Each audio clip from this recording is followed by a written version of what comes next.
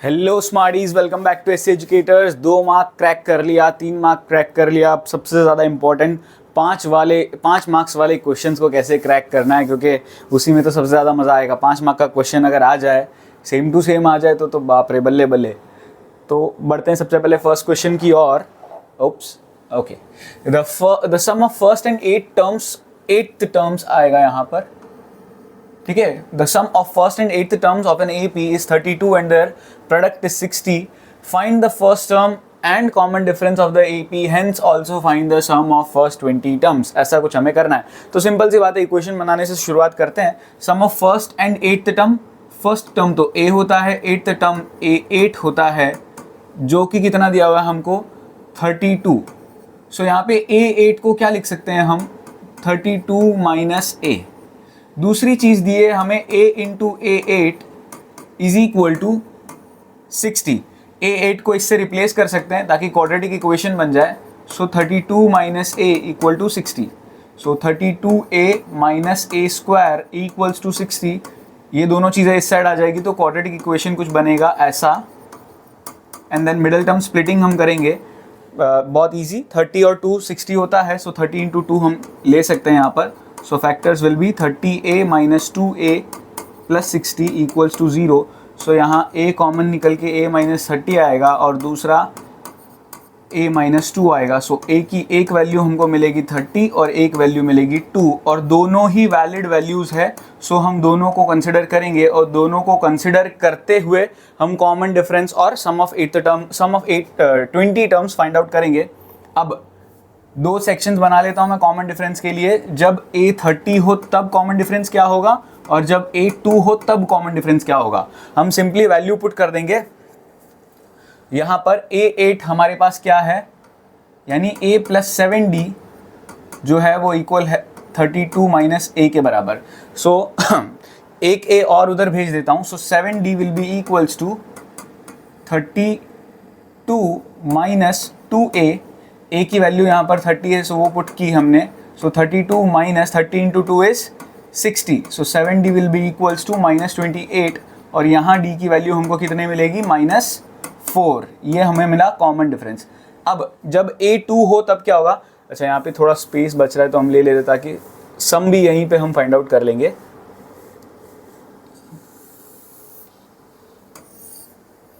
जब A2 हो तब क्या होगा, सो सेम प्रोसीजर फॉलो करना है, बस A की वैल्यू अलग पुट करनी है। So A plus 7D equals to 32 minus A। हम सिंपली कह सकते हैं 7D equals to 32 minus 2 into A कितना है हमारा 2, so 4। So 7D equals to 32 minus 4 which is 28। So D की वैल्यू यहाँ पर कितनी मिलेगी, 4। सो एक जगह मिली -4 और एक जगह मिली 4। इसके हिसाब से सम ऑफ 20 टर्म्स क्या होगा, S20 will be 20 divide by 2। 2 into A कितना है यहाँ पर 30। सो 2 into 30 is 60 plus 19 into minus 4। 19 into 4 कितना होगा यहाँ पर 76 माइनस 76। सो यहाँ पे 2 1 ज़ा 2 10 ज़ा। सो 10 इंटू 60 माइनस 76 कितना होता है, 60 माइनस 76। सो माइनस 16 हमको यहाँ पे मिलेगा। सो ये माइनस 160 बन जाएगा जब A और D ये हो तब। और इस सिचुएशन में क्या होगा, S20 20 divide by 2 2 into 2 here 4, then 19 into 4 कितना होगा यहाँ पर 76। So plus 76। सो ये 1 ज़ा 10 ज़ा, और 10 इंटू ये बनेगा 80 विच इज 800। देखो क्वेश्चन बिल्कुल भी डिफिकल्ट नहीं था, लेकिन ये मेहनत जरूर करनी थी। 2 बार A, 2 बार D और 2 बार S20, इसीलिए ये 5 मार्क के लायक क्वेश्चन था। काफी मजेदार क्वेश्चन था। नेक्स्ट आगे बढ़ते हैं। In a AP of 40 terms, the sum of first 9 terms is 153. यानी 40 टर्म्स है, उसमें से 9 टर्म्स का सम, यानी S9 हमें कुछ दिया हुआ है 153। ध्यान से समझना। आगे दिया हुआ है sum of last 6 terms is 687। This part is very crazy, ध्यान से समझते। पहले S9 का इक्वेशन क्या बनने वाला है वो हम देख लेते हैं।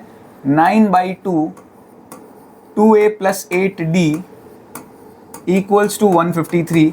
ये 9/2 उस साइड भेज देते हैं। So 2A plus 8D equals to 153 into 2/9।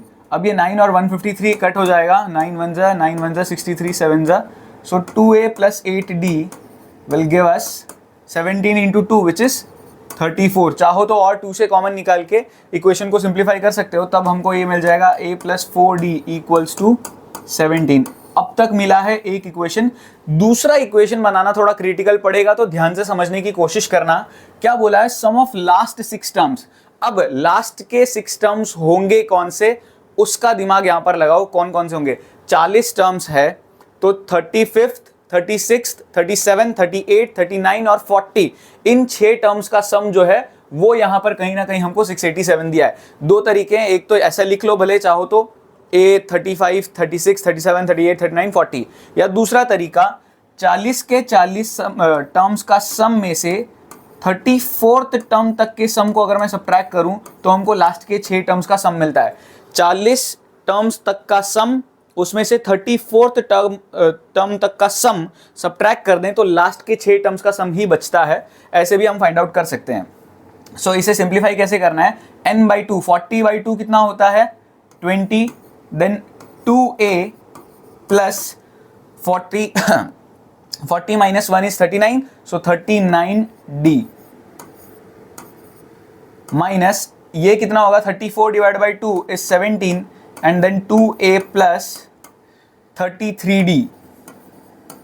ठीक है, इस तरीके से हमने कुछ लिख लिया। ब्रैकेट्स ये सिंपली ओपन करने पड़ेंगे। ये फर्दर स्टेप यहां पर कर रहा हूं मैं, या फिर चलो एक स्टेप तो यहां आ जाएगा। 40a 20 into 39, 39 into 2 is 60 78, so plus 780d minus से ब्रैकेट खुलेगा तो minus 34a and minus 17 into 33 कितना होगा?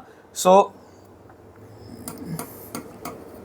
7 into 3 is 21, 2 7 3 21 plus 2 23 3 3, so 165 561d होगा ये, इक्वल्स टू 687। एक और स्टेप यहां पर फाइनली हम लिख सकते हैं, या फिर यहीं पे लिख लेते हैं। 40 minus 34a 6a 780 minus 561d, सो ये बनेगा प्लस में 219d, सो ये बनेगा 219d और इक्वल्स टू 687। अब कहीं ना कहीं ये पूरा 3 से डिवाइड हो रहा है, सो ये बनेगा 2a plus 73d equals to 229। ठीक है, 227, यस। अब ये इक्वेशन इसके नीचे लिख लेता हूं। ठीक है, ये वाला नहीं यूज कर रहे हैं हम, ये वाला यूज कर रहे हैं, ये वाला। सो एलिमिनेशन के लिए, क्योंकि किसी से मल्टीप्लाई नहीं करना पड़ेगा अगर हम ऊपर वाला यूज कर रहे हैं तो। Minus minus minus 2a cancel हो गया, 73d minus 8d is 65d और 34 अगर हम यहाँ पर माइनस करते हैं तो 5 and this is 195, so d की वैल्यू यहाँ पर निकल के आ जाएगी 3, और d3 मिलते ही हम a इसके थ्रू भी पुट कर फाइंड आउट कर सकते हैं। a plus 4 into 3 is 12 equals to 7, so a की वैल्यू यहाँ पर मिलती है हमको 5। a और d मिल गया। इसके बाद हमें फाइंड करना था also find the sum of all the terms. Basically कितने टर्म्स है? 40, तो 40 के 40 टर्म्स का सम ढूंढना था। 40 divide by 2, 2 into 5 plus 39 into common difference था हमारा 3, सो this is 20 and this bracket is 5 into 2 10, 39 into 3 is 87, so 87 plus 10 is 97, 97 का डबल होता है 200 में 6 कम यानी 1940, इतना हमारा आंसर निकल के आता है। काफ़ी इंटरेस्टिंग क्वेश्चन था ये भी। Next, from the top of a building 60 metre high. ठीक है, 60 मीटर ऊंची बिल्डिंग है, हम मान के चल रहे हैं इतना, ये 60 मीटर ऊंची बिल्डिंग है और इसके टॉप से क्या हो रहा है? Angle of depression of the top and bottom of vertical lamp post. मतलब एक लैंप पोस्ट है, इसके टॉप पे एंगल ऑफ डिप्रेशन बन रहा है, इसके बॉटम पे भी एंगल ऑफ डिप्रेशन बन रहा है। तो ये हम एक तरीके से बना देते हैं और ये हम बना लेते हैं। ये एंगल ऑफ डिप्रेशन है और ये एंगल ऑफ डिप्रेशन है। कितना कितना एंगल ऑफ डिप्रेशन? 30 डिग्री और 60 डिग्री। ठीक है, ये अगर 30 तो ये 30, ये 60 तो ये 60। चलो इतनी इन्फॉर्मेशन तो अपने को पता चल गई, समझ में आ गई। Find the horizontal distance between the building and lamp post, मतलब ये चीज हमको फाइंड आउट करनी है। And this is very simple, क्योंकि हमें ऑपोजिट दिया है, एडजेसेंट पूछा है, तो हम सीधा सीधा tan 60 डिग्री लगा लेंगे।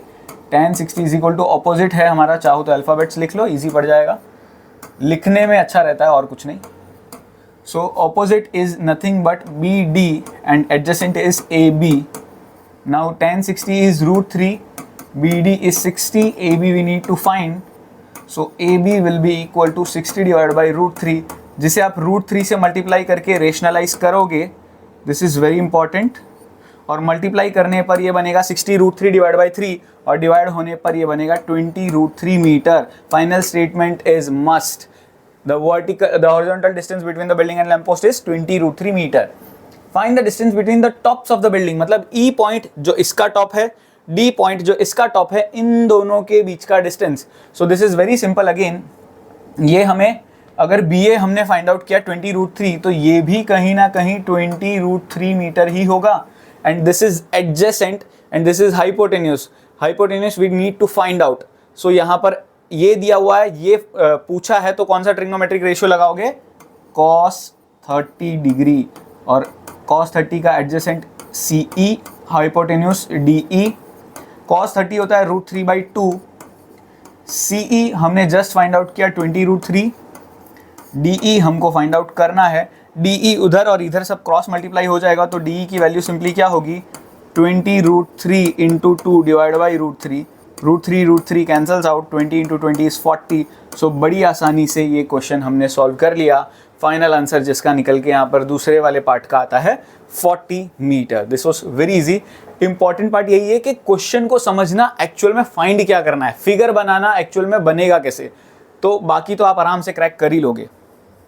Next, from the top of a 45 metre high lighthouse, ठीक है, एक लाइट हाउस है, कितना बड़ा, 45 मीटर, और इसके टॉप से the angle of depression of 2 ships on the opposite side of it, मतलब एक शिप इधर है, एक शिप इधर है, सेम साइड होता तो एक इधर और एक के पीछे दूसरी होती, उसका फिगर बहुत ध्यान से बनाना। तो ऑपोजिट साइड बोला है, तो एक इधर है और एक इधर है, और दोनों पे, एक पे एंगल ऑफ डिप्रेशन कुछ बन रहा है और एक पे कुछ, एक पे बन रहा है 30 डिग्री और एक पे 60 डिग्री। सो ऑब्वियसली जो पास में है उसका एंगल बड़ा, जो दूर है उसका एंगल छोटा। ऐसे छोटी छोटी चीजें फिगर में बहुत मैटर करती है। वैसे if the line joining the ships passes through the foot of the light house, find the distance between the ships. ये दोनों चीजें हमको फाइंड आउट करनी है। सो AB PM ले लेते हैं। सो AB जो है वो पूरा का पूरा हमें फाइंड आउट करना है, and this is very easy. हम AP ढूंढेंगे, BP ढूंढेंगे और दोनों को ऐड कर देंगे, that's it. So AP actual में ढूंढेंगे कैसे, ऑपोजिट दिया हुआ है, एडजेसेंट ढूंढना है। सो मेजॉरिटी इस पूरे चैप्टर में tan थीटा ही लगता है, और ये 60 डिग्री तो ये 60 डिग्री, ये 30 डिग्री तो ये भी 30 डिग्री। सो यहाँ पर tan 60 डिग्री पहले लगा लेंगे हम। ऑपोजिट दिया हुआ है हमें 45, एडजेसेंट हमें फाइंड आउट करना है विच इज AP। सो ये होता है √3 equals to 45 divide by AP, cross multiply कर लेंगे यहाँ पर। So AP will be equal to 45 divide by √3। Rationalise अगर जब हम करते हैं तो हमको कहीं ना कहीं ये मिलेगा 15 √3 मीटर। AP मिल गया। नाउ tan 30 डिग्री लगा लेते हैं। इस बार भी ऑपोजिट 45 ही रहेगा, बस एडजेसेंट BP बन जाएगा। tan 30 1/√3 होता है, और this is 45 by BP। Cross multiply करने पर BP की वैल्यू हमको मिलती है कहीं ना कहीं 45 √3 मीटर। अब AP और BP मिल गया, और मैंने बताया ही था दोनों को ऐड करना है। सो AB जो कि हमको फाइंड आउट करना है, this is AP plus BP, that means 15 √3 plus 45 √3, जो कि मिला के 60 √3 बनता है। और √3 की वैल्यू क्वेश्चन में गिवन है, सो पुट करनी ही पड़ेगी 1.73। सो 6 into 3 is 18, 1 carry over, 6 into 7 is 42, 43, 4 carry over, 6 1 6 plus 4 is 10, और डेसिमल एक डिजिट शिफ्ट हो जाएगा। पहले 2 डिजिट था, अब 1 डिजिट, क्योंकि ये 0 की वजह से।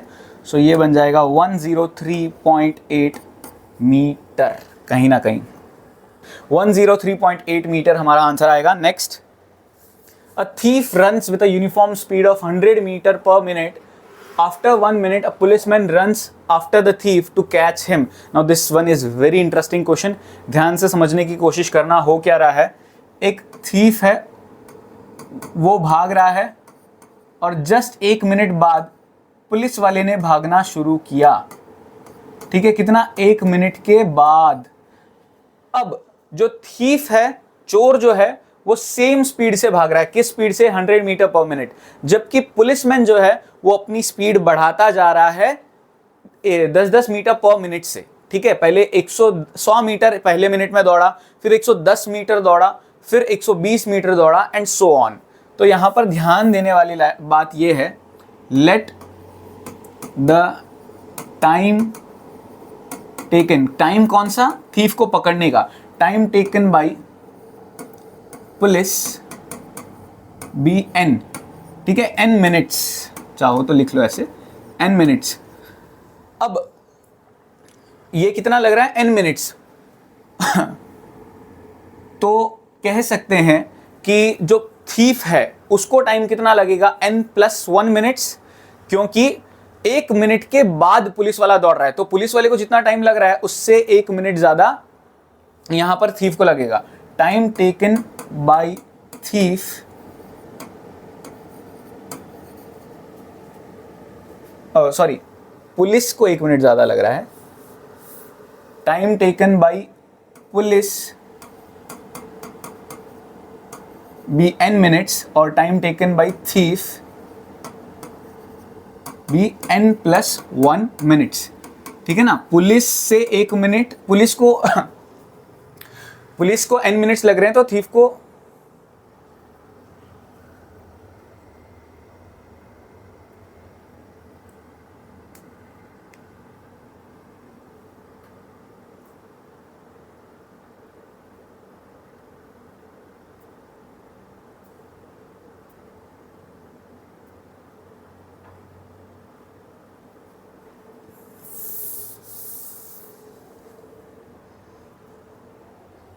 Next, a thief runs with a uniform speed of 100 meter per minute. After 1 minute, a policeman runs after the thief to catch him. यानी हो क्या रहा है, एक चोर पुलिस का खेल चल रहा है। चोर दौड़ा और 1 मिनट के बाद पुलिस दौड़ा, यानी पुलिस को 1 मिनट ज्यादा लग रहा है। यहाँ पे समझने वाली बात, थीफ को 1 मिनट ज्यादा लग रहा है क्योंकि पुलिस ने जब से दौड़ा उसके 1 मिनट पहले ही थीफ ने दौड़ना चालू कर दिया था। ध्यान से समझने वाली बात ये है। ठीक है, पुलिस ने जितना टाइम लिया उससे 1 मिनट ज्यादा थीफ ने लिया, क्योंकि वो तो 1 मिनट पहले ही उसने दौड़ना चालू कर दिया था। ठीक है, सो यहां पर कह सकते हैं time taken by police be n minutes, so time taken by thief कितना हो जाएगा? Will be n+1 minutes. अब यहां पर डिस्टेंस ट्रैवल्ड कितना होता है ये आपको पता होगा। Distance is speed into time. So distance travelled या कवर्ड भी लिख सकते हो बाय थीफ कितना हो जाएगा? स्पीड कितनी है उसकी? 100 मीटर पर मिनट की। सो 100 इंटू टाइम कितना लग रहा है उसे? n+1 minutes. अब ये तो इसका डिस्टेंस हो गया। अब ध्यान से समझते हैं। फॉर पुलिस डिस्टेंसेस कवर्ड इसीलिए मैं लिख रहा हूं क्योंकि यूनिफॉर्म नहीं है उसकी स्पीड। ठीक है, पुलिसमैन की स्पीड जो है वो यूनिफॉर्म नहीं है। पहले मिनट में 100 मीटर कवर किया, दूसरे मिनट में 110 मीटर कवर किया, तीसरे मिनट में 120 मीटर कवर किया एंड सो ऑन। तो ऐसे ही n नंबर ऑफ मिनट्स में, ठीक है, n मिनट्स लग रहे हैं पुलिस को, तो n नंबर ऑफ मिनट्स में कितना डिस्टेंस कवर किया? n/2, 2a कितना है? 100, 100 into 2 is 200 plus n-1 into common difference कितना है? क्लियरली 10 का दिख रहा है। सो यहाँ पे n/2 200 प्लस 10n माइनस 10, ये फाइनली इक्वेशन कुछ बनेगा 190 प्लस 10n। ठीक है, ऐसा कुछ बन गया। चाहो तो 10 कॉमन लेके यहाँ पर या फिर चलो ऐसे ही छोड़ देते हैं, अभी के लिए कोई फर्क नहीं पड़ता। अब देखो डिस्टेंस ट्रैवल्ड बाय थीफ ये है, distance travelled by the policeman ये है, और अगर फाइनली दोनों एक दूसरे को पकड़ रहे हैं तो कह सकते हैं दोनों का डिस्टेंस ट्रैवल्ड जो है वो सेम है। सो यहाँ पर वो स्टेटमेंट आप लिख सकते हो, then 100n+1 will be equals to n/2 190 + 10n। ठीक है, ब्रैकेट्स ओपन कर देते हैं, 2 उधर चला जाएगा, so 200 × n is 200n + 200 equals to n इधर मल्टीप्लाई कर दें तो 190n + 10n²। ये दोनों चीज़ें इस साइड आ जाएगी, सो 10n² जो ऑलरेडी एग्जिस्ट करता है वो लिख लिया, देन 200n इधर आएगा, सो 190n - 200n इज -10n, और 200 इस साइड आ जाएगा तो -200 इक्वल्स टू 0। 10 कॉमन ले लिया, सो n² - n माइनस ये बचेगा यहाँ पर 20, सो ये n² - 5n + 4n - 20 equals to 0। सो एक ब्रैकेट बनेगा n-5 और एक बनेगा n+4। सो एक तरीके से एक टाइम मिलेगा हमें 5 मिनट और एक मिलेगा -4, विच इज़ नॉट पॉसिबल। तो पुलिसमैन को, थीफ को पकड़ने में कितना टाइम लगेगा? 5 मिनट। काफ़ी इंटरेस्टिंग क्वेश्चन था ये भी। Next, the base BC of an equilateral triangle ABC lies on y axis. ठीक है, एक तरीके से ऐसा कुछ बन रहा है ट्राइंगल और ये y एक्सिस है BC। चलो तो टेढ़ा बना लेते तो समझने में आसानी हो जाएगी। ये BC है जो कि y एक्सिस पे है,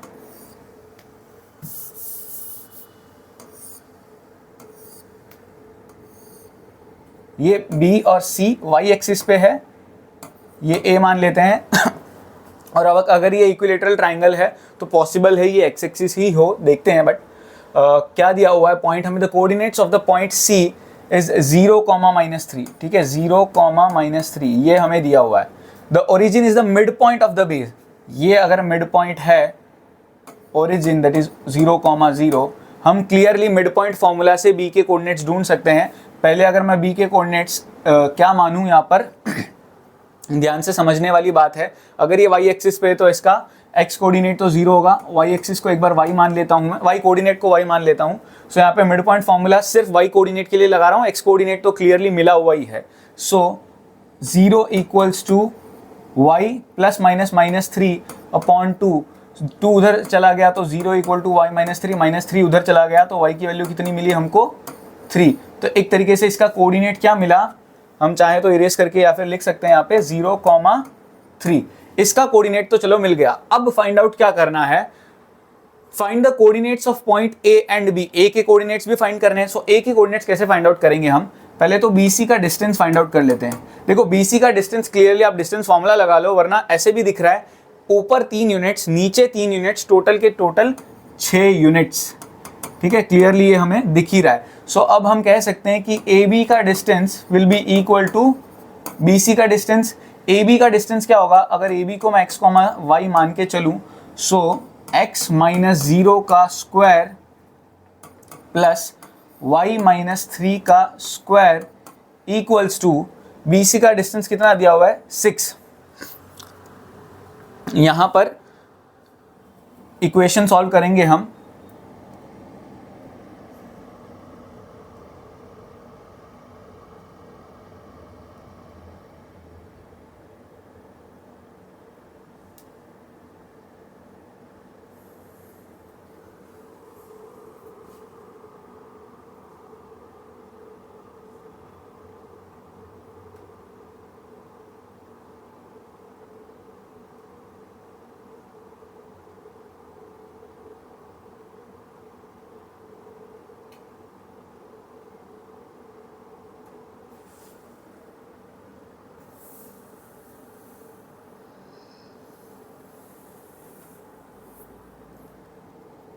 BC 6 यूनिट्स। अब यहाँ पर AB और AC का डिस्टेंस तो इक्वल ही होगा, so AB equals to AC।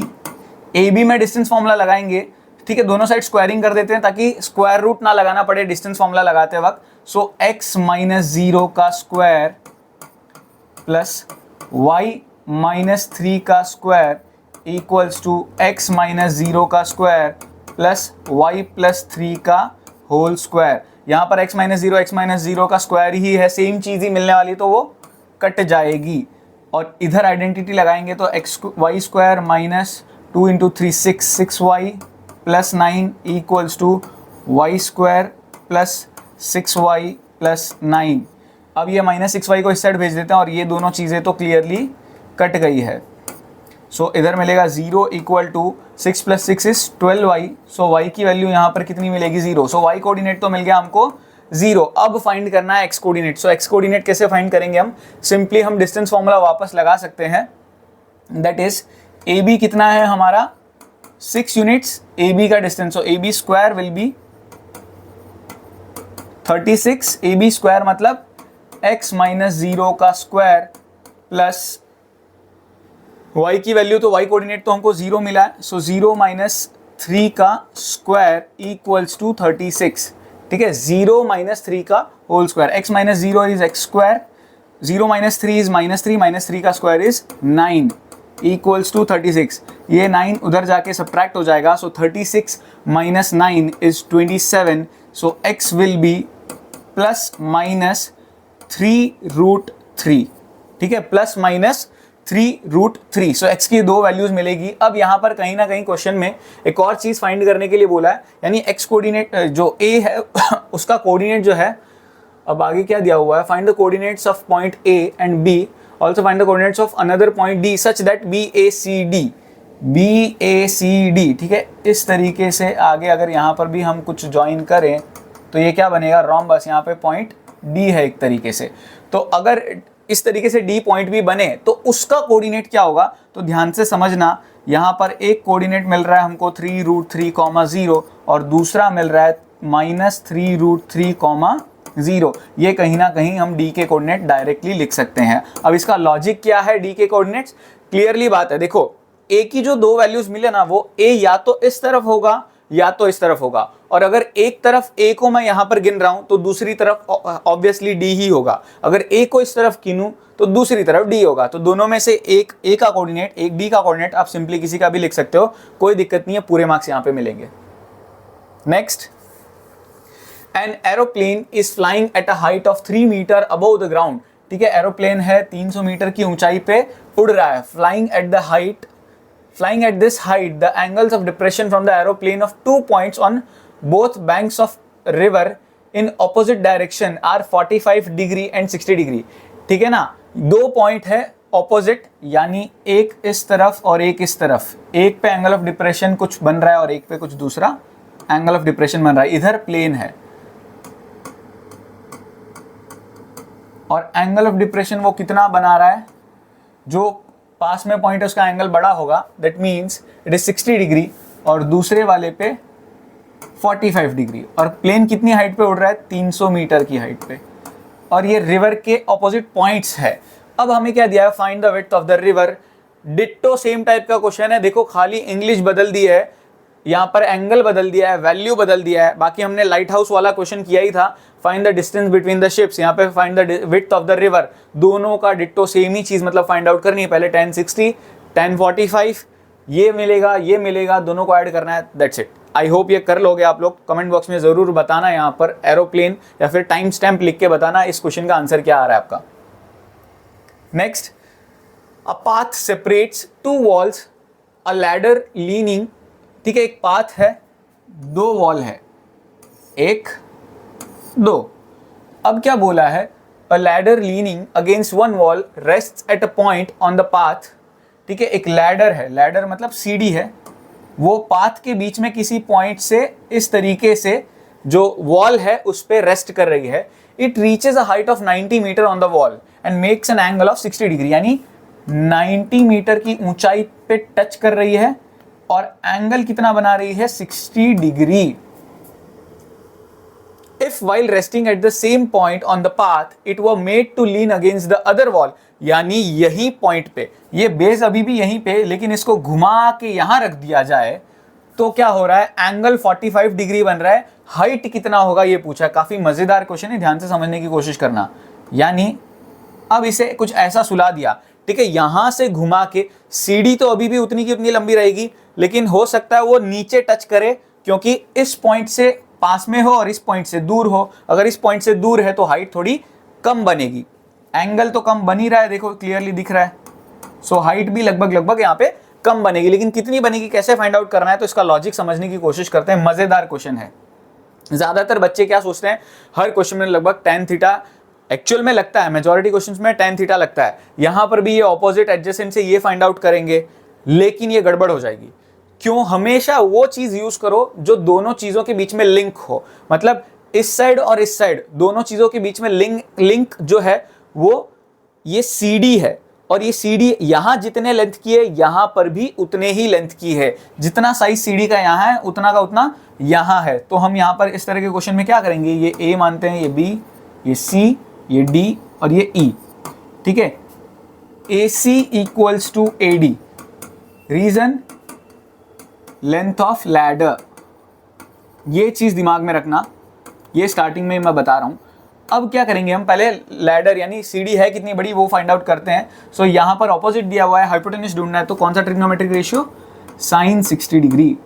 Opposite is BC, adjacent is AC, so √3/2, BC is given 90 upon AC, cross multiply करने पर AC मिलेगा 90 इंटू 2 अपॉन √3, रेशनलाइज करने पर यहाँ पर हमको मिलेगा ये 60√3 मीटर। ये हमको लैडर की लेंथ मिल चुकी। अब हम लगाएंगे यहाँ पर हाइपोटेन्यूस, इस बार हमारे पास है और ऑपोजिट हमको फाइंड आउट करना है। हाइपोटेन्यूस कैसे है, ये लेंथ ऑफ लैडर, ये और ये इक्वल, ये फाइंड किया, ये उसके बराबर हम रख सकते हैं, यानी sin 45 डिग्री इस बार लगाएंगे। इस बार ऑपोजिट होगा हमारा DE, हाइपोटेन्यूस रहेगा AD। sin 45 कितना होता है, 1/√2 इक्वल्स टू DE की वैल्यू कितनी है हमारे पास वो फाइंड आउट करनी है, डिवाइड बाई ये बनेगा 60√3, क्रॉस मल्टीप्लाई करेंगे, सो 60√3 डिवाइड बाई √2 इंटू √2 अपॉन √2, ठीक है। रेशनलाइज तो यहाँ भी करना ही पड़ेगा, डिनोमिनेटर में रूट नहीं छोड़ सकते। √2 विल बी 2 और 60 को कट करेंगे तो 30 आएगा, so DE will be equals to 30। तो इतना समझ में आ गया, लेकिन क्या रूट वाली चीजें बच गई, √3 √2 जो कि मिला के बनाएंगे √6। सो इतनी हाइट होगी ऑपोजिट वॉल की जिस पॉइंट पे ये लैडर टच कर रही है, यानी यहां से लेके यहां तक की हाइट जो है वो 30√6 मीटर होगी। काफी इंटरेस्टिंग क्वेश्चन है। Next, PQR is a right angle triangle, right angle at Q, ठीक है। PQR राइट एंगल ट्राइंगल,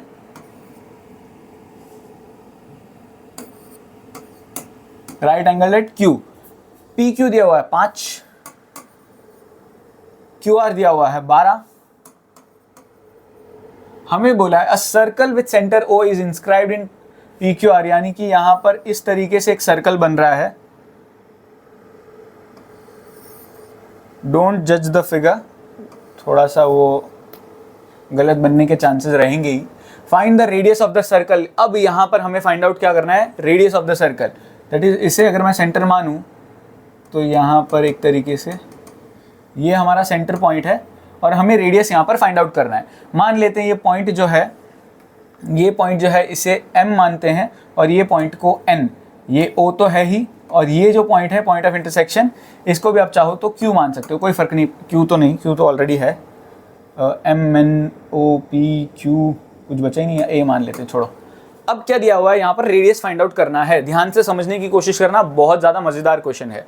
पहले तो हम पाइथागोरस थ्योरम लगा सकते हैं, PR² is equal to PQ² plus QR², और इस पाइथागोरस थ्योरम को सिंप्लीफाई, इन दोनों की वैल्यू पुट करके सॉल्व करोगे तो PR की वैल्यू जो है कहीं ना कहीं आपको मिलेगी 13 centimetre. This is very important. ये पूरा कितना मिलेगा हमको, 13 सेंटीमीटर। अब ये पूरा अगर 13 सेंटीमीटर मिलेगा और हम सपोज कर लेते हैं AR को, let AR equal to X, so AR यानी ये अगर मैं X मानूं तो देयरफॉर AP कितना हो जाएगा हमारा, टोटल जो था यानी PR minus AR, that means 13 minus X, ये हमको पता चल गया। ठीक है, इतना समझ में आया। Now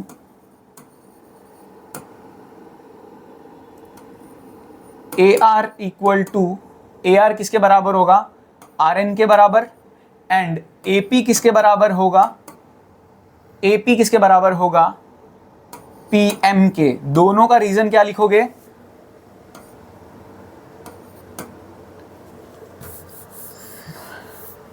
tangents from external point are equal. ठीक है, एक्सटर्नल पॉइंट से टेंजेंट्स इक्वल होते हैं, ये आपका थियरम ही है, एनसीईआरटी में प्रूव करने के लिए भी देते हैं, बहुत इंपॉर्टेंट। तो उसी का लॉजिक लगाया हमने। सो हम देयरफॉर क्या लिख सकते हैं, जो आर एन होगा वो हमारा कितना होगा, ए आर के बराबर, जो कि हमने एक्स सपोज किया था, और जो पी एम है वो हमारा कितना होगा, ए पी के बराबर, जिसे हमने 13 माइनस एक्स सपोज किया है।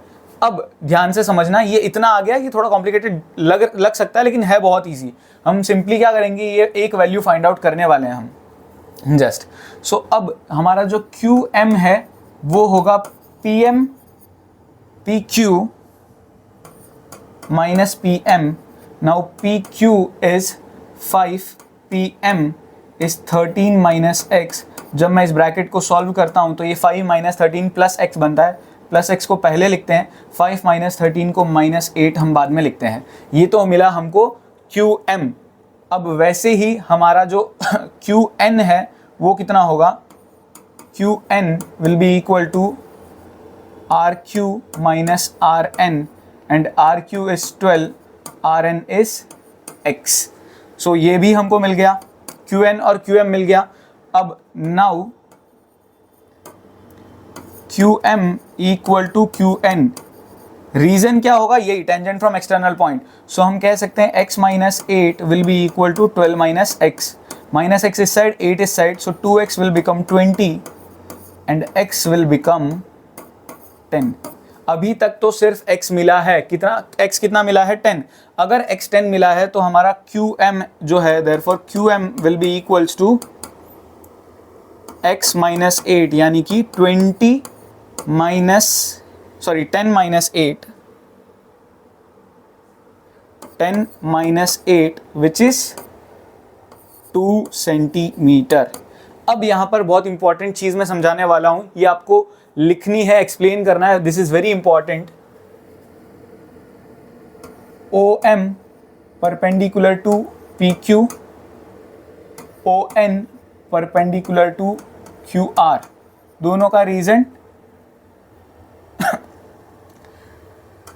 Tangent is perpendicular to radius. ये आपको पता ही होगा, टेंजेंट और रेडियस जो है वो आपस में परपेंडिकुलर होते हैं। Also given angle Q equal to 90 degree, so therefore हम कह सकते हैं angle MON equals to 90 degree. यानी क्या किया हमने, चारों एंगल्स को क्या बताया, 90 डिग्री। अब अगर चारों एंगल्स को 90 डिग्री बताया, अच्छा क्यों MON 90 डिग्री, क्योंकि तीन को तो 90 डिग्री बता दिया, ये भी 90, ये भी 90, ये भी 90। तो अगर ये तीन 90 तो चौथा भी ऑब्वियसली 360 डिग्री से सब्ट्रैक्ट करते हैं तो 90 डिग्री मिलता है। ठीक है, अब ऑल्सो क्या चीज इंपॉर्टेंट आप बताओगे, QM equal to QN and OM equal to ON। ये कैसे हुआ इक्वल, OM और ON तो दोनों रेडियस है, तो रेडियस इक्वल होते हैं, और QN और QM आपस में इक्वल है। सो हम यहां पर कह सकते हैं देयरफॉर जो OMQN है इज अ स्क्वायर। ठीक है, this is very important step. आपको ये स्क्वायर दिखाना पड़ेगा तो ही पूरे 5 मार्क मिलेंगे। हमने ये इतनी वैल्यू फाइंड आउट जरूर कर ली, कितनी फाइंड आउट की हमने, 2 सेंटीमीटर, लेकिन ये रेडियस नहीं है, ये भी 2 सेंटीमीटर, लेकिन ये अभी तक रेडियस नहीं है। अगर मैं इसको स्क्वायर प्रूव करता हूं, जो कि मैंने जस्ट बताया अभी आपको स्क्वायर कैसे प्रूव करना है, सो अब मैं ये स्क्वायर प्रूव करने के बाद लिख सकता हूं therefore QM is equal to OM, so therefore OM equals to 2 centimetre, therefore radius of the circle equal to 2 centimetre.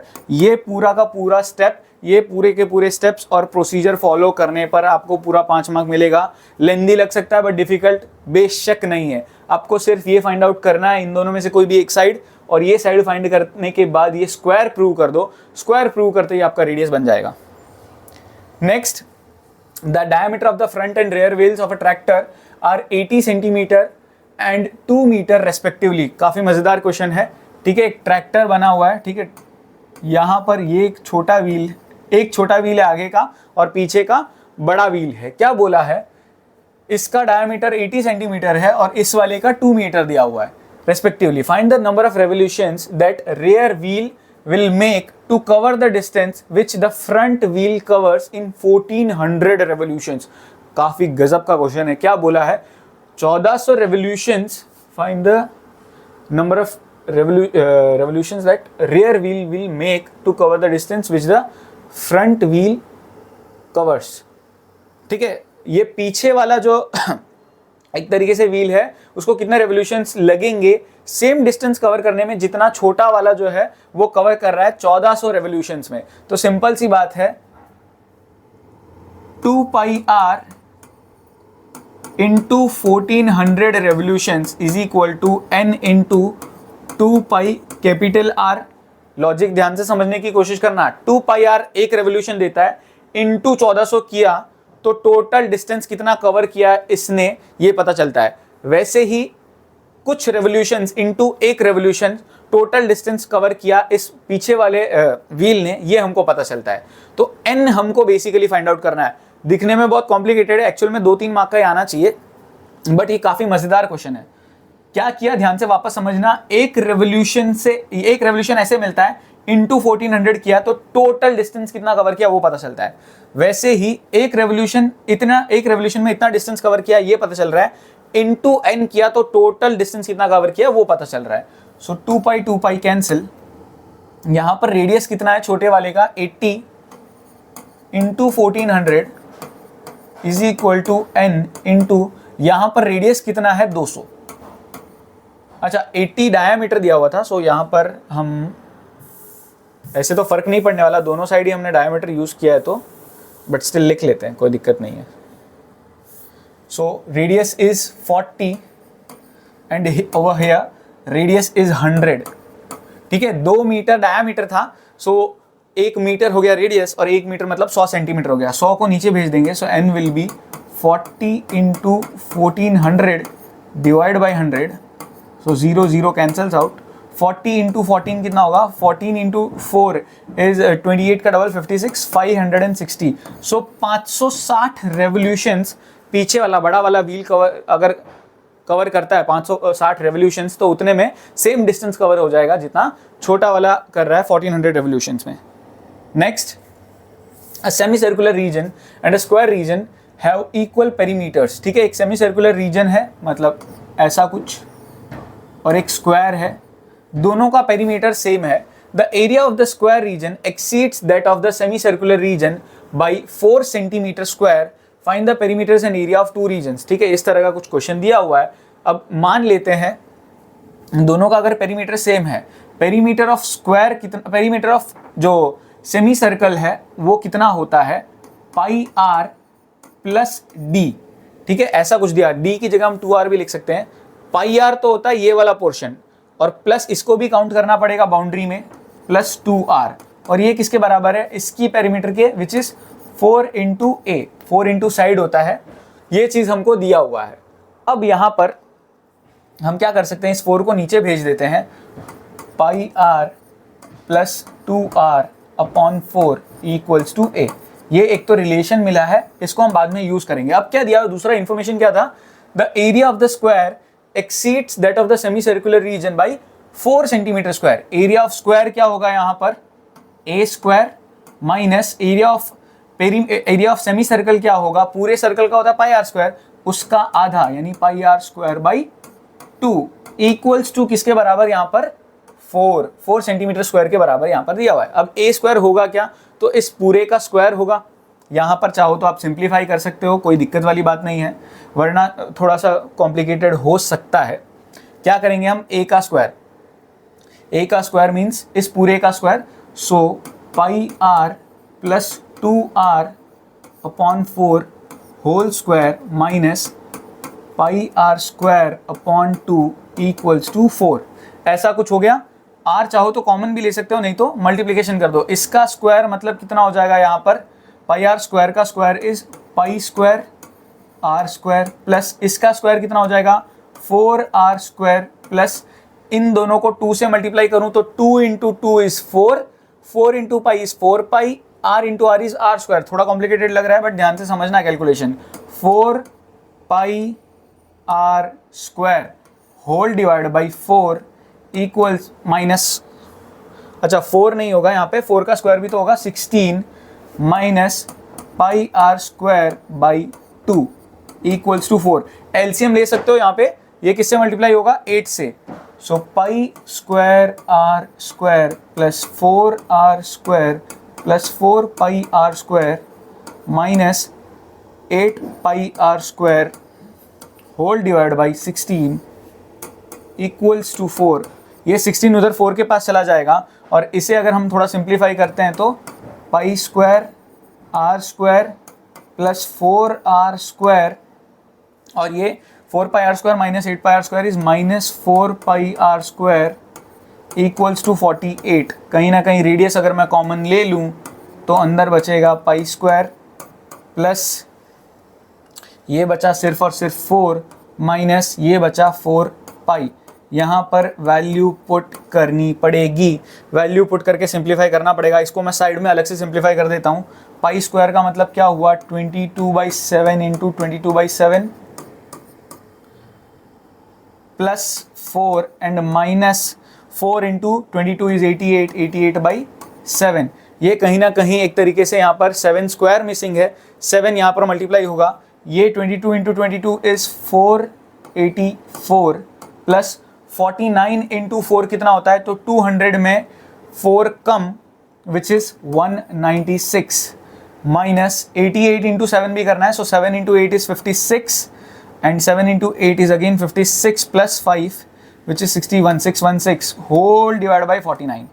ऐसा कुछ हमको यहाँ पर मिल रहा है। अब इसे सिंप्लीफाई करना पड़ेगा। 6x अगर मैं इसको 200 सपोज कर लूँ, सो 200 या फिर 484 प्लस 96 प्लस 6 किया यहाँ पर तो ये बन गया 490, 490 प्लस 190 590, 590 प्लस 90 680, 680 में से 616 गया तो ये बनता है कुछ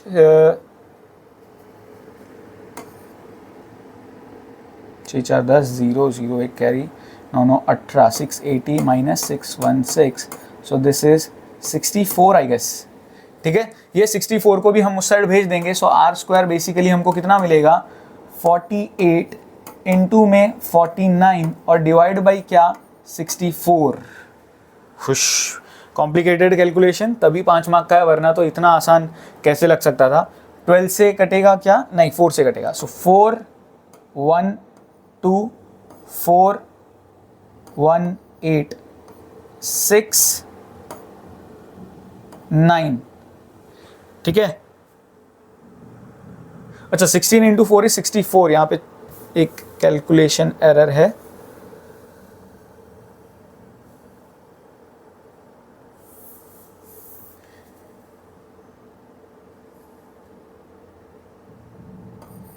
फोर पाई आर स्क्वायर, ये हो जाएगा आर स्क्वायर कॉमन लिया तो 4 पाई, ये हो जाएगा 64,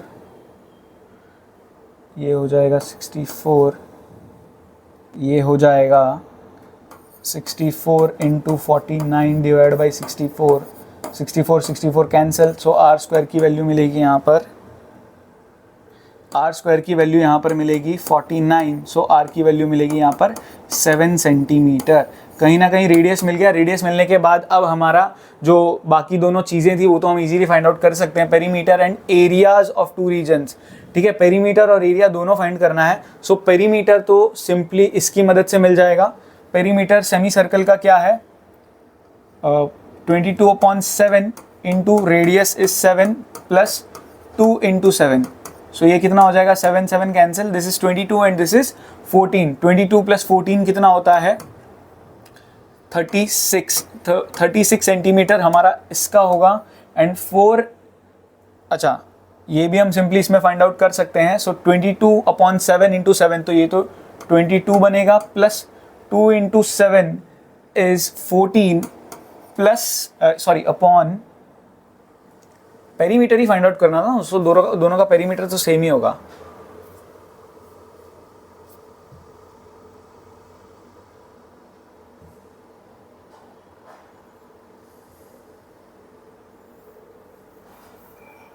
दोनों का पेरीमीटर सेम का सेम ही होगा, बोला हुआ ही था स्टार्टिंग में ही क्वेश्चन में। सो पेरीमीटर सेम हुआ। इसके बाद आगे क्या बोला है, area of the two regions. तो एरिया तो सिंपली हम फाइंड आउट कर ही सकते हैं। एरिया क्या होता है,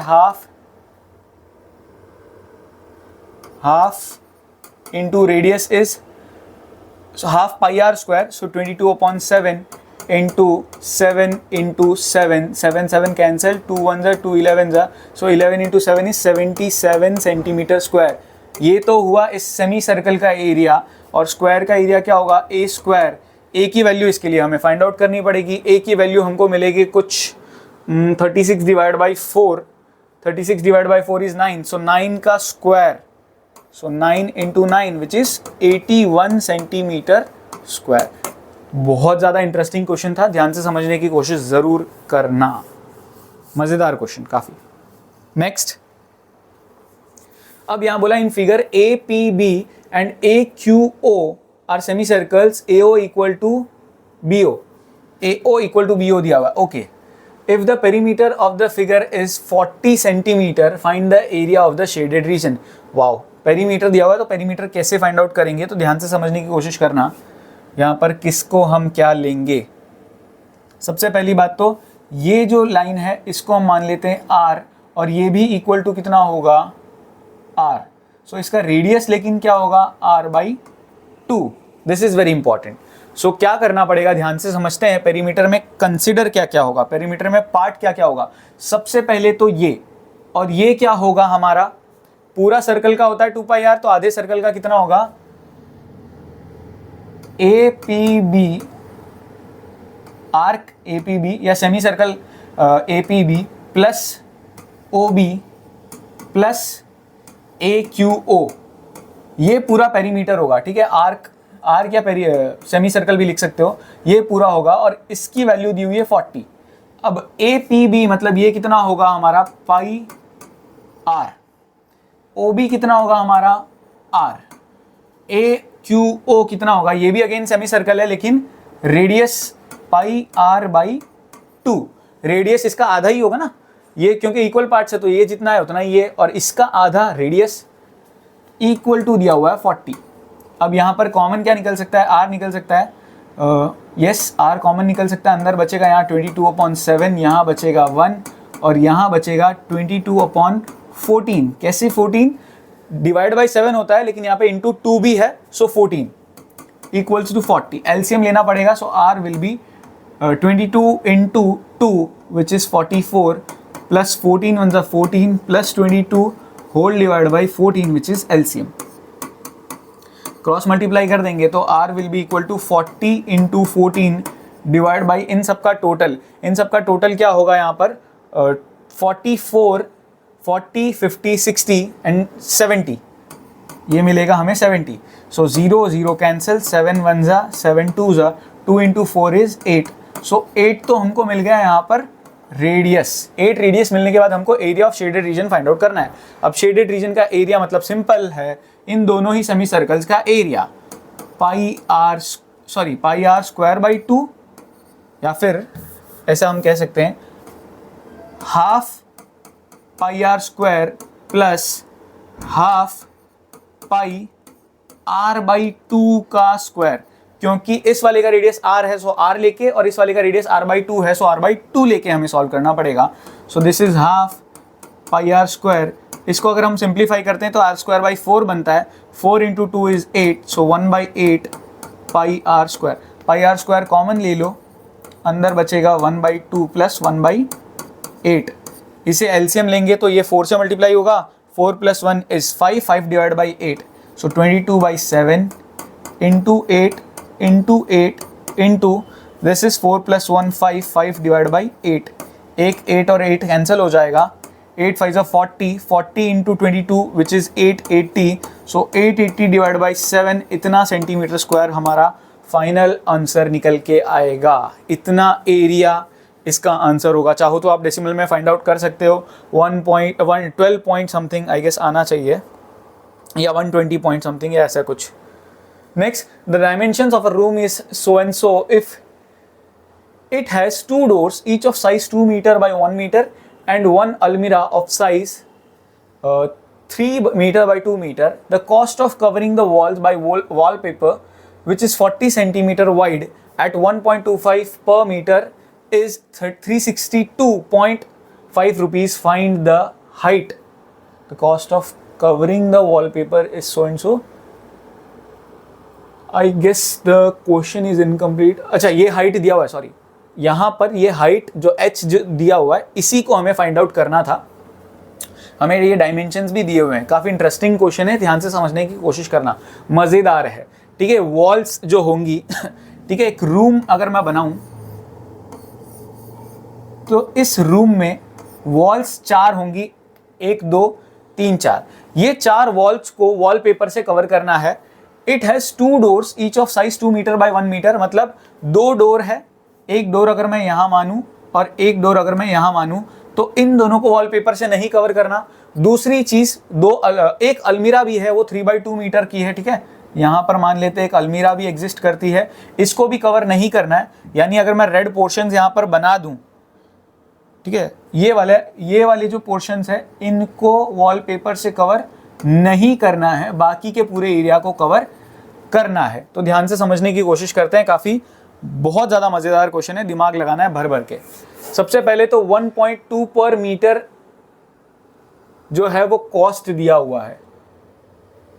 यहाँ पर शायद कुछ तो गड़बड़ है। It has 2 doors, the cost of covering the walls पर मीटर स्क्वायर हो सकता है मेरे हिसाब से। यस, पर मीटर स्क्वायर होना चाहिए शायद। अब अगर मैं इसको डिवाइड कर दूं पहले तो 362.5 डिवाइड बाई 1.25, दोनों का डेसिमल हटा देते हैं। सो 362, अच्छा डेसिमल हटाया तो ये कुछ ऐसा बन गया। ये 36250 को 125 से हमें डिवाइड करना है। सो कहीं ना कहीं 1 जा 375 हो जाता है। सो 2 जा ही लेना पड़ेगा। 2 से जब मैं मल्टीप्लाई करता हूँ तो ये बनता है 250। सो 362 divide by minus 250 is 1120, sorry 112, और पीछे हमारे पास एक नंबर बच जाएगा यहाँ पर 5। अब मैं किससे डिवाइड करूँगा, किससे मल्टीप्लाई करके किससे डिवाइड करूँगा, क्या नंबर आएगा यहाँ पर। 1250 को अगर हम 10 से लेते हैं तो इससे बड़ा हो जाएगा, और इससे छोटा अगर हमें चाहिए तो एग्जैक्टली 9 जा आएगा। ठीक है, 125 इंटू 9 क्या आएगा, 9 5 जा 45, 4 कैरी 9 2 जा 18, 18 प्लस 2 इज 22, 9 1 जा 9, यस, और लास्ट का 0 रह जाएगा। सो एक तरीके से 290 यहाँ पर हमारा आंसर आ रहा है। यस, 290 हमारा करेक्ट आंसर आ रहा है। तो बेसिकली दिया क्या है, 290 metre square is the area of wall to be covered, यानी कि पूरा चारों वॉल्स का एरिया नहीं है, ये इन पार्ट्स का एरिया है जहां पर वॉलपेपर लग रहा है। To be covered with wallpaper. ध्यान से बने रहना, थोड़ा सा फोकस करना पड़ेगा। गिव अप कर दोगे तो मार्क्स भूल जाना। 5 मार्क का क्वेश्चन है, बहुत मजेदार। अब 290 मीटर स्क्वायर टोटल एरिया है वॉल का, जिसको वॉलपेपर से कवर करना है। अब एक्चुअल में वॉल्स का एरिया कितना होता है, ध्यान से समझना। सीलिंग और फ्लोर को नहीं गिनते हम वॉल में। तो वॉल है तो वॉल का एरिया जो है क्यूबॉइड का, उसका फॉर्मूला थोड़ा अलग है, 2 into L plus B into H. ये फॉर्मूला होता है वॉल्स का एरिया। इसमें से हमको माइनस करना पड़ेगा इन 2 गेट्स का एरिया। एक गेट का एरिया होगा, एक दरवाजे का एरिया होगा 2 इंटू 1 विच इज 2। सो और ऐसे 2 गेट्स है, सो 2 प्लस 2 इज 4। एक और माइनस करना पड़ेगा हमको अलमारी का एरिया, अलमीरा का area which is 6 equals to कितना हो जाएगा 290। ये 6 और 4 10 उधर जाके ऐड हो जाएगा। और L प्लस बी लेंथ और ब्रेड दिया हुआ है कितना 48 प्लस 6, मल्टीप्लाई मत कर देना, 14 into H is equal to, ये 6 उधर जाके ऐड हुआ तो सॉरी ये 10 उधर जाके ऐड हुआ तो ये बन गया 300. सो h will be simply 300 divide by 28. ठीक है, इसे हमें डेसिमल में फाइंड आउट करना पड़ेगा. ये तो 150, ये हो जाएगा 14, 75, 7. So h is equal to 75 divide by 7 कितना होगा? सो दिस इज 10 पॉइंट बचा 50. सो 7 बचा 10, 10.7 समथिंग, 10.7 अप्रॉक्स. इतना मीटर जो है वो वॉल का हाइट दिया हुआ है. काफ़ी इंटरेस्टिंग क्वेश्चन था यहाँ पे, ध्यान से समझना. देखो लेंदी बिल्कुल नहीं लगा, कैलकुलेशन थोड़ा सा यहाँ पे था, बट ये वाला लॉजिक तो बहुत इजी था. क्या किया हमने? सिंपली जो वॉल्स थी उसमें से इनका एरिया माइनस किया तो वो एरिया मिल गया जिसे हमें वॉलपेपर से कवर करना था. और वो एरिया था कितना हमारा? 290 मीटर स्क्वायर. वो कैसे पता चला? कॉस्टिंग की मदद से. Next, find the middle term of the sequence form by all 3 digit numbers which leave a reminder 3 when divided by 4. तो सबसे पहले 3 डिजिट नंबर शुरुआत होती है 100 से और रिमाइंडर हमको कितना मिलना चाहिए यहाँ पर? 3 डिवाइडेड बाई 4. देखो 4 से डिवाइड तो एग्जैक्टली ये हो जाता है, पर रिमाइंडर 3 चाहिए तो 3 बड़ा होना चाहिए, 103. अब अगला नंबर क्या होना चाहिए यहाँ पर? 106 से अगर मैं डिवाइड करूँ तो रिमाइंडर नहीं मिलेगा. +4 कर देता हूँ तो 107. अब यहाँ पर भी अगर मैं 4 से डिवाइड करता हूँ 107 को तो ये 26 से अगर मल्टीप्लाई करते हैं 104 होता है और अगेन 3 रिमाइंडर मिलता है. और ऐसे करते करते 107, फिर 111 और ऐसे करते करते करते लास्ट कौन सा होगा? देखो 999 डिवाइड बाई 4 करता हूँ, कितना मिलेगा रिमाइंडर? 2 ज़ा 8 बचा 119, देन 16 इस 4 ज़ा बचा 39. सो यहाँ पर 9 ज़ा 36, यस 3 रिमाइंडर मिल रहा है. सो लास्ट जो नंबर होगा वो कौन सा होगा? 999. अब पहले तो हमको ये AP पता चल गया, सीरीज पता चल गया. अब हमको ढूंढना क्या है? Middle term of the sequence, इस पूरे सीक्वेंस का मिडल टर्म. तो पहले तो मिडल टर्म के लिए हमको नंबर ऑफ टर्म्स फाइंड करना पड़ेगा. A कितना? 103, D कितना? 4, AN कितना? 999. सो nth टर्म का फॉर्मूला लगा लेंगे. AN is equal to A plus n minus 1 into D. So 999 equals to A कितना? 103 और कॉमन डिफरेंस तो 4 था ही. ये 103 उधर जाके सब्ट्रैक्ट होगा. सो 9 माइनस 3 कितना? 6 और ये हो जाएगा 9, 896. और ये जो कॉमन डिफरेंस है उसका वैल्यू अपने पास ऑलरेडी है. कॉमन डिफरेंस कितना है हमारा? 4. ये 4 उधर डिवीजन में चला जाएगा, इक्वल्स टू n माइनस 1. 4 से अगर हम डिवाइड करते हैं तो ये मिलेगा 224 equals to n minus 1. So n की वैल्यू मिलती है यहाँ पर 225. 225 टर्म्स है. और अगर ऑड नंबर ऑफ टर्म्स होते हैं तो मिडल टर्म कौन सा होगा?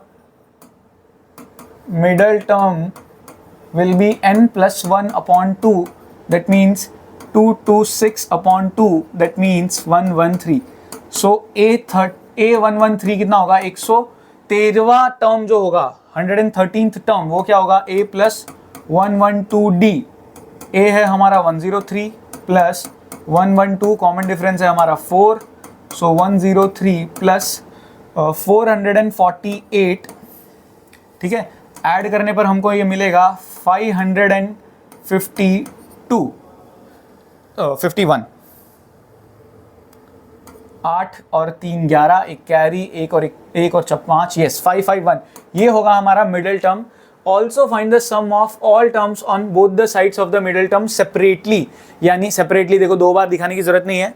अच्छा 2 बार दिखाना पड़ेगा थोड़ा सा. Also find the sum of all the numbers on both sides of the middle term separately. दोनों हमको ढूंढना पड़ेगा. मिडिल टर्म मतलब 113वां टर्म, तो इससे पहले 112 टर्म्स जो होंगे उसका सम ढूंढना है. S112, n by 2 is 112 by 2. 2 into first term is 103 plus 111 into D कितना है हमारा? 4. कैलकुलेशन थोड़ा भारी पड़ेगा बट करना तो पड़ेगा ही. सो 56, 103 का double 206 plus 111 into 4 is 444, 56 into, इन दोनों को ऐड करने पर हमको मिलेगा 400, 200, 400 और 200 600, 600 और ये हो जाएगा 650, ठीक है। यस 650 हो जाएगा। 56 इंटू 650 करना है, सो 56 इंटू 65 हम कर लेते हैं। सो 5 6 5 30, 3 कैरी, 6 6 36 प्लस 3 39, 5 5 25, 5 2 कैरी, 5 6 30 प्लस 2 32, 0 9 5 14, एक कैरी 6, सो 3640, ये पहले 112 टर्म्स का सम यहां पर होगा। Rectangular sheet of paper 30 centimetre by 18 centimetre, वो जो पिछला वाला क्वेश्चन है वो जरूर वापस देखना। A rectangular sheet of paper 30 centimetre by 18 centimetre can be transformed into a curved surface of a right circular cylinder, ठीक है, in two ways, either by rolling the paper along its length or by rolling its along breadth. Find the ratio of the volumes of the two cylinders thus formed. Wow, मजेदार question है, ध्यान से समझने की कोशिश करना। ये एक पेपर है 30 सेंटीमीटर, 18 सेंटीमीटर, या तो मैं ऐसे रोल करके इसको सिलेंडर बना सकता हूँ या फिर ऐसे रोल करके सिलेंडर बना सकता हूँ। यहाँ पर मेरे पास पेपर है, मान लो ये ऐसा कुछ पेपर है 30 सेंटीमीटर, 18 सेंटीमीटर, या तो मैं ऐसे रोल कर दूं तो ये सिलेंडर बन जाएगा, या तो फिर मैं ऐसे रोल कर दूं तो भी ये सिलेंडर बन जाएगा। दोनों में फ़र्क क्या पड़ेगा? डायमेंशंस का, रेडियस और हाइट के। तो ये ध्यान से सुनना, जब मैं ऐसे फोल्ड करूं, ठीक है, फोल्ड 1 ऐसे समझ लेते हैं, फोल्ड 1 में जब मैं ऐसे फोल्ड करूं तो ये जो लेंथ है वो सिलेंडर की हाइट जो है वो उसके बराबर बन जाएगी। लेकिन जो रेडियस है वो कैसे मिलेगा? 2 पाई आर, जो ये ब्रेड्थ है वो कहीं ना कहीं सरकमफरेंस बन जाएगी। 2 pi r will be equal to 18। So यहां पर पाई आर या फिर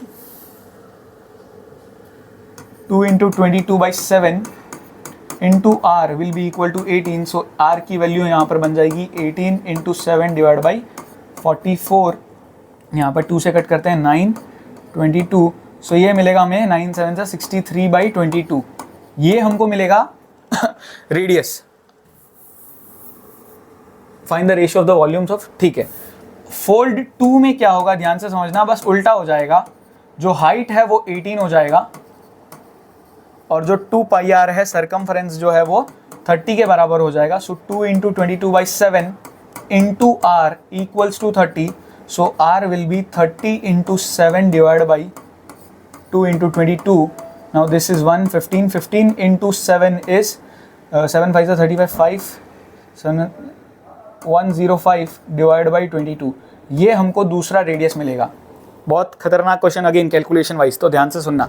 इसके हिसाब से वॉल्यूम, इसके हिसाब से वॉल्यूम, हमको सिंपली इनका रेशियो ढूंढना है। So volume 1 divide by volume 2 हम करेंगे। सो वॉल्यूम 1 होता है 1/3 पाई, अच्छा इसको हम H1, इसको R1 लेते हैं, H2 R2 लेते हैं। सो 1/3 पाई R1 square H1 divide by 1/3 pi R2 square H2। हम ऐसा कुछ लिख लेते हैं। 1/3 पाई 1/3 पाई कट गया। R1 square is nothing but 63/22 into 63/22 into H1 is 30, और इस पूरे को डिवाइड करना है हमको 105/22 इंटू 105/22 इंटू हाइट इस बार होगी 18। अब देखो ये 22 तो वैसे ही कट गया, फालतू हम घबरा रहे थे कैलकुलेशन कैसे होगा। बाकी ये जो बचता है इसका भी कैलकुलेशन कर ही लेंगे। Into 30 divide by 105 into 105/18। अब देखो पहले तो इन दोनों को 6 से काट सकते हैं। 6 5 30, 6 3 18, इतना पता चल गया। 5 और 105 को भी काट सकते हैं। 5 1 5, 21 3 को भी काट सकते हैं। 3 1 3, 21 सो 21 और 21 भी यहाँ पे कट गया। इतनी चीज़ देखो पूरी कट गई, सिर्फ और सिर्फ ये दो चीज़ें बची है, दोनों ही 3 से जाती है। सो 3 2 3 1 3 3 ज़ा 3 35 ज़ा 7 से जाती है, 7 3 ज़ा 7 5 ज़ा, तो कहीं ना कहीं हमको जो रेशियो ढूंढना था वो क्या मिला, 3:5। ऐसे मिलते हैं 5 मार्क। इतनी मेहनत तो करनी ही पड़ेगी 5 मार्क के लिए, दिमाग लगाने वाला क्वेश्चन था full. In the given figure triangle ADC equal to triangle BCA, prove that triangle ACB similar to ADC. This one is very easy, ये पार्ट तो find BD if, देखो ये तो बहुत ज़्यादा easy है, हमको प्रूव कैसे करना है, तो सिंपली हम क्या कर सकते हैं, एंगल ADC किसके बराबर हमको दिया हुआ है, एंगल BCA। दूसरी चीज़ हमारे पास angle A equal to angle A common है, इसका रीजन तो गिवन हो जाएगा और इसका दूसरे वाले का reason common. So therefore triangle, जो भी प्रूव करना था वही हम लिख देंगे, ACB similar to triangle ADC। Reason by angle similarity rule, ठीक है, एंगल सिमिलैरिटी रूल। दूसरी चीज, if a line is drawn BPT, ये प्रूव करना है और ये आपको आना ही चाहिए। ऑलरेडी चैनल पे वन शॉट वीडियो है, उसमें भी एक्सप्लेन किया हुआ है, डेफिनेटली आपको ये करना है। Next, a truck covers a distance of 150 kilometre at a certain average speed and then covers another 200 kilometre at an average speed which is 20 kilometre per hour more less. इस तरह के क्वेश्चन का universal method मैंने सिखाया हुआ है, किस तरीके से आप इक्वेशन बनाते हो। Let speed be x kilometre per hour. अब क्या बोला है, 150 किलोमीटर कुछ स्पीड से, सो डिस्टेंस अपॉन स्पीड हमको क्या देता है, time. So 150 divide by x, और इफ द ट्रक, और उसके बाद 150 नहीं, कितना डिस्टेंस कवर कर रहे हैं उसके बाद 200 किलोमीटर, और वो किस स्पीड से, 20 kilometre per hour more than the previous speed, यानी ये, और दोनों को मिला के टाइम कितना लग रहा है, 5 घंटे। क्वेश्चन समझना वापस, डिस्टेंस अपॉन स्पीड, यही लॉजिक लगता है। मोर हो रहा है, प्लस हो रहा है तो पीछे यूज करना है, पीछे लगाना है। माइनस हो रहा है, स्पीड कम हो रही है तो उसको आगे लगाना है, माइनस। इसी में 20 पर आवर मोर देन की जगह लेस देन लिखा होता तो वो -20 होता और वो इस वाले पे लगता, पीछे वाले पे नहीं।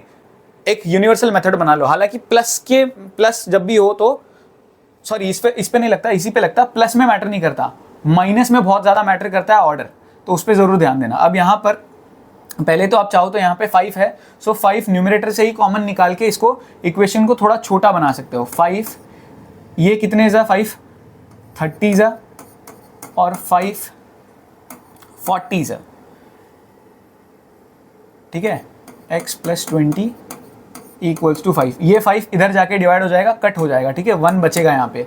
सो और एलसीएम ले लेते हैं। सो यहाँ पे 30 × x + 20 + 40 × x whole divide by, ये आपस में मल्टीप्लाई होंगे तो x² + 20x = 1।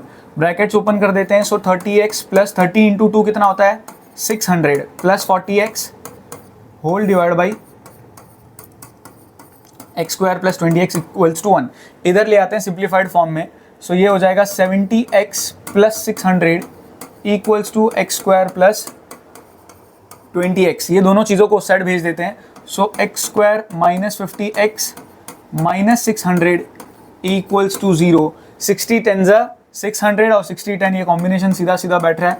माइनस का 60x प्लस का 10x, ये कहीं ना कहीं आप कॉमन निकाल के सिंप्लीफाई करोगे तो 1x - 60 मिलेगा और 1x + 10 मिलेगा।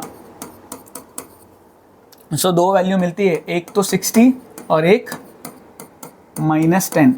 अब यहाँ पर ध्यान देने वाली बात, ये हो सकता है, ये नहीं हो सकता। सबसे बड़ी गड़बड़ क्या होगी, बच्चे 60 आंसर लिख के आ जाएंगे, जो कि गलत हो जाएगा। क्योंकि अच्छा सही होगा, सिर्फ स्पीड पूछिए। अगर डिस्टेंस भी पूछा होता तो वो भी हम फाइंड करते। कई बार ऐसा क्वेश्चन होता है, ट्रिकी पार्ट, लास्ट में डिस्टेंस पूछते हैं स्पीड की जगह, तो बच्चे स्पीड ढूंढ के छोड़ देते हैं, जबकि स्पीड को टाइम से डिवाइड करके, स्पीड को टाइम से मल्टीप्लाई करके हमको कहीं ना कहीं डिस्टेंस ढूंढना पड़ता है। अच्छा, इस वाले क्वेश्चन में तो डिस्टेंस दिया हुआ था, कई बार ऐसे ट्रिकी क्वेश्चन भी बनते हैं। So the correct answer is speed is 60 kilometre per our first speed of the truck, first speed पूछी थी वो x थी, सेकेंड स्पीड जो है वो तो 80 हो जाएगी। Next, at a point A 20 metres above the level of water of a lake.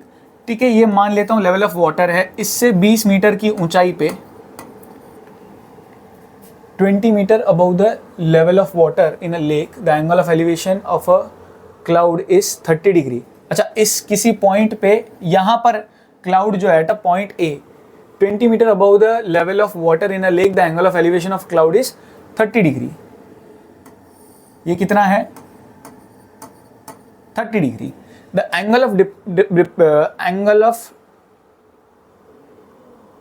Eight a point A 20 metre above the level of water in a lake. Okay, ये थोड़ा सा ट्रिकी अगेन। ये वाटर है, इससे 20 metre ऊंचाई पे एक point A है जहां पर angle of elevation to the cloud is 30 degree. ऐसा कुछ क्वेश्चन है, पानी के लेवल से 20 मीटर की ऊंचाई पे एंगल ऑफ एलिवेशन 30 डिग्री का है। The angle of depression of the reflection of the cloud, देखो यहां पर ये क्लाउड बना हुआ है, ठीक है, इस पॉइंट पे इसका रिफ्लेक्शन उतनी ही गहराई में होगा, और उस गहराई में एंगल ऑफ डिप्रेशन जो है वो कितना दिया हुआ है यहाँ पर, अगेन ध्यान से समझने की। अच्छा, इसी पॉइंट से दिया हुआ है, sorry, so this won't be acceptable.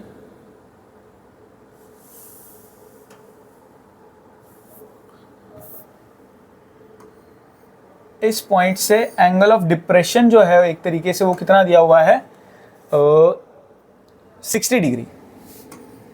बहुत मजेदार क्वेश्चन है, ध्यान से समझने की कोशिश करना। एक पॉइंट है क्लाउड पे 30 डिग्री, क्लाउड के रिफ्लेक्शन पे, जो जितनी लेवल ऑफ वाटर से जितना ऊंचा है उतना ही गहरा भी होता है, यहाँ पर इसका रिफ्लेक्शन है, इमेज है, उस पे एंगल ऑफ डिप्रेशन यहाँ पर दिया हुआ है 60 डिग्री। अब बोला है find the distance of the cloud from point A। Point A, तो at a point A 20 metre above the level of water, the angle of elevation.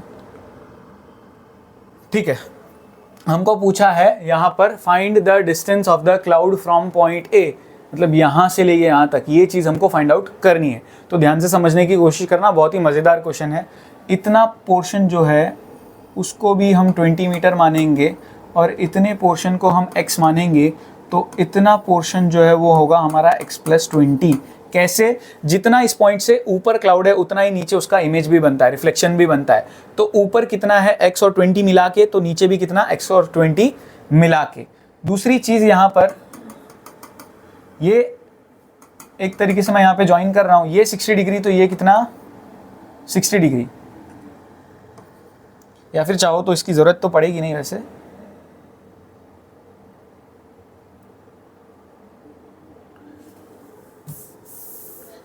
इसकी ज़रूरत पड़ेगी नहीं, यहाँ पर हम ऐसे ही कर लेंगे। ये 60 डिग्री दिया हुआ ना, तो इसका ऑपोजिट और इसका एडजेसेंट, इसकी हम मदद ले लेते हैं। ये हम मान लेते हैं y, ये भी हो जाएगा y। अब tan 60 डिग्री क्या होगा हमारा opposite, which is this whole thing, which is x + 20 + 20, whole divide by adjacent है हमारा y, so this is √3 which is equal to x + 40 upon y। y को उधर भेज देते हैं, सो √3y इक्वल्स टू x + 40। यहाँ पर ये हम ऐसे ही छोड़ देंगे, इसका बाद में हम काम लेंगे। tan 30 क्या दिया हुआ है हमको, opposite which is x, adjacent which is y, so 1/√3 equals to x/y। So y की वैल्यू क्या मिलेगी हमको यहाँ पे, √3x। ये हम यहाँ पर पुट कर देंगे, so √3 × √3x is 3x equals to x + 40। So कहीं ना कहीं 2x is equal to 40। So x की वैल्यू यहाँ पर निकल के आती है 20 मीटर। अब ये तो मिला x, यानी ये चीज़ 20 मीटर मिला, ये भी ठीक है। काफ़ी इंटरेस्टिंग क्वेश्चन था ये तो। यस, 20 मीटर मिला। अब ये 20 मीटर अगर हमको मिल गया है, तो अब हम ये फाइंड आउट कर सकते हैं, मान लेता हूँ ये AD पॉइंट है, ये E पॉइंट है, सो tan नहीं लगाएंगे इस बार, ऑपोजिट दिया हुआ है, हाइपोटेन्यूस ढूंढना है। हाइपोटेन्यूस ढूंढना है तो sin 30 डिग्री लगाना पड़ेगा। Opposite is 20 and hypotenuse is AE, जो कि फाइंड आउट करना है। Now sin 30 is 1/2, 20 divide by AE, so AE की वैल्यू कितनी मिलेगी यहाँ पर हमको, 40 metre. Distance between the point A and cloud is 40 metre. Next, find the missing frequencies F1, F2, F3 in the following frequency distribution table. ओ हो, गजब का क्वेश्चन है। देखो मिसिंग फ्रीक्वेंसी का क्वेश्चन है, मीन हमें 50 दिया हुआ है और तीन मिसिंग फ्रीक्वेंसी है। एक समझ में आता है, 2 तक भी एक बार क्लियर कर लेंगे, लेकिन 3 मिसिंग फ्रीक्वेंसी है तो कैसे करेंगे, तो डोंट वरी, मैं हूं ना। सो यहाँ पर क्लास इंटरवल सबसे पहले हमारा क्या है, 0 to 20, 20 to 40, 40 to 60, 60 to 80 and 80 to 100। ये तो हमारा क्लास इंटरवल हो गया। xi क्या होगा, so mid values that is 10, 30, 50, 70 and 90। दूसरी बात, अगर इस मिड वैल्यू को इसे मैं a सपोज करूं तो हमारा, अच्छा फ्रीक्वेंसी लिखना रह गया, वो लास्ट में लिख देंगे, या फिर चलो पहले फ्रीक्वेंसी लिख लेते हैं, बेटर रहेगा। 17, F1, F2, F3 एंड 19, ये हमें दिया हुआ है, ठीक है। 17, F1, F2, F3, okay. UI क्या होगा हमारा, UI का सिंपल तरीका बताया है, A वाला 0, ऊपर -1 -2 जाओ, नीचे 1 2 जाओ, सिंपली ऐसा हमने कर लिया। FI UI क्या होगा, इन दोनों को मल्टीप्लाई करके देखो, -20, -30, 0, ओ सॉरी XI को मल्टीप्लाई कर दिया मैंने। सो FI UI क्या होगा यहाँ पे, 17 into -2 is -34, -F1 0, F3 19 into 2 is 38, ऐसा कुछ यहाँ पर हमको मिला। अब इसका टोटल जो है वो तो हमको गिवन है 120, और इसका जो टोटल है वो कितना आ जाएगा, 38 - 34 विच इज 4 प्लस का 4, सो 4 -F1 प्लस F3, ऐसा कुछ हमको यहाँ पर टोटल मिला है। इंटरेस्टिंग क्वेश्चन है, ध्यान से समझना। अब यहाँ पर F2 F3 जो है वो 4:3 के रेशियो में है, और F1 तो यहाँ पर मैं ऐसा कुछ सपोज कर सकता हूँ,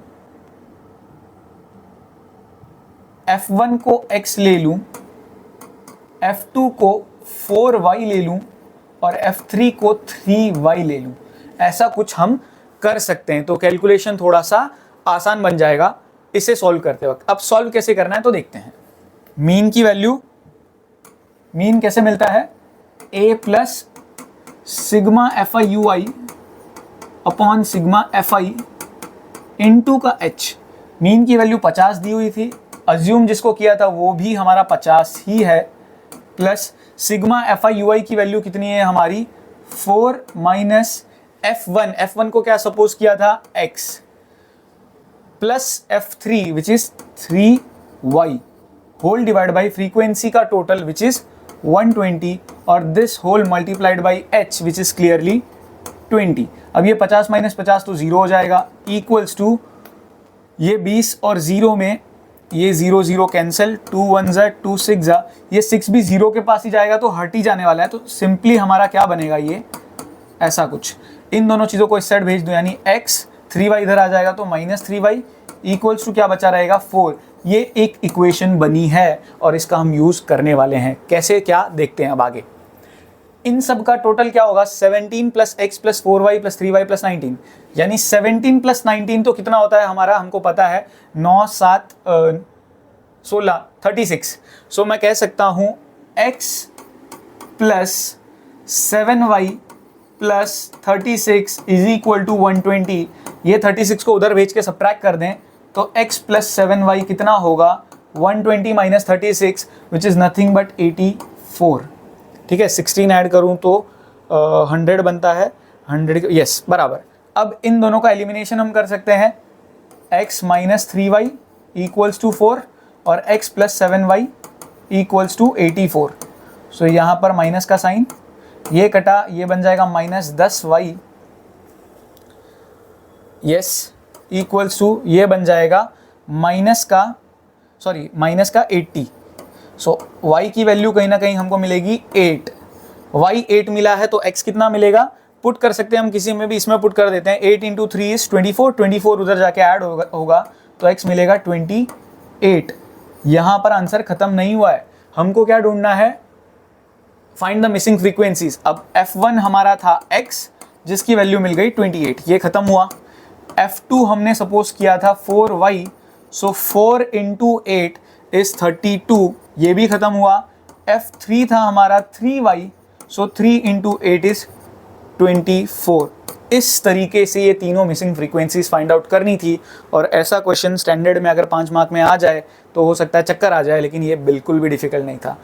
प्योर लॉजिक लगाया, प्योर स्टेप्स किए हैं, कुछ तिकड़मबाजी नहीं थी। नेक्स्ट, ओ डन। यहाँ पर आज हमने बहुत सारे 5 मार्क्स वाले डिफिकल्ट अच्छे क्रेजी क्वेश्चंस देखे। आई होप सब कुछ समझ में आया होगा, बहुत मजा आया होगा। मिलते हैं नेक्स्ट वीडियो में।